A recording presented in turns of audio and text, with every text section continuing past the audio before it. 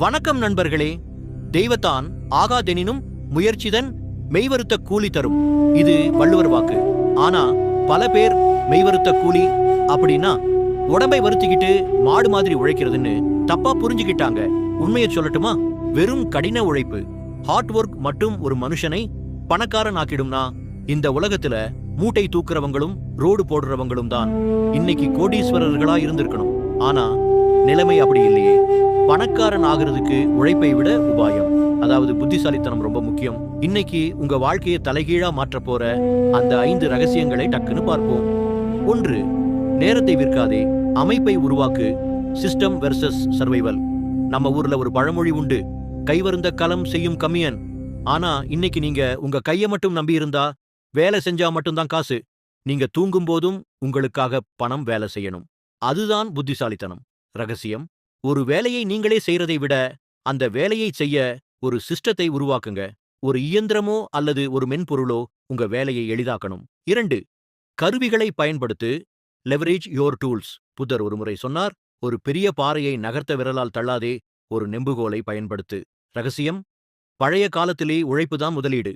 ஆனா இன்னைக்கு தொழில்நுட்பம், டெக்னாலஜி தான் மிகப்பெரிய நெம்புகோல்.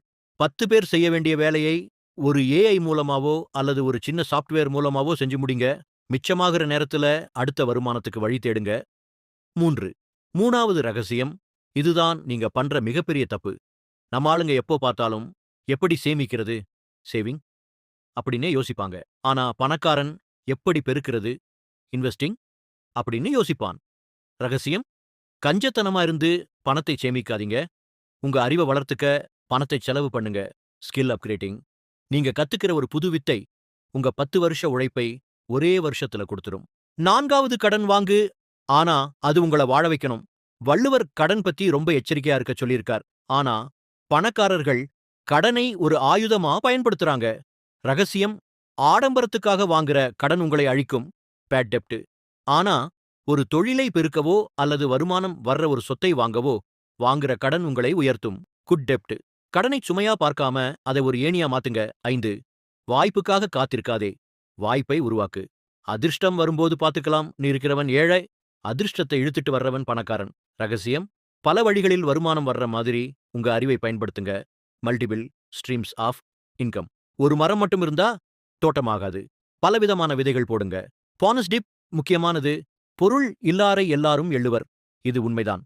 ஆனா அந்த பொருளை காட்டிக்கிறதுக்காக நீங்க கடனாளியானா இந்த உலகம் உங்களை இன்னும் கேவலமா சிரிக்கும். அறிவை பயன்படுத்துங்க. பணத்தை உங்க பின்னாடி ஓடி வரவைங்க. வாழ்க வளமுடன்.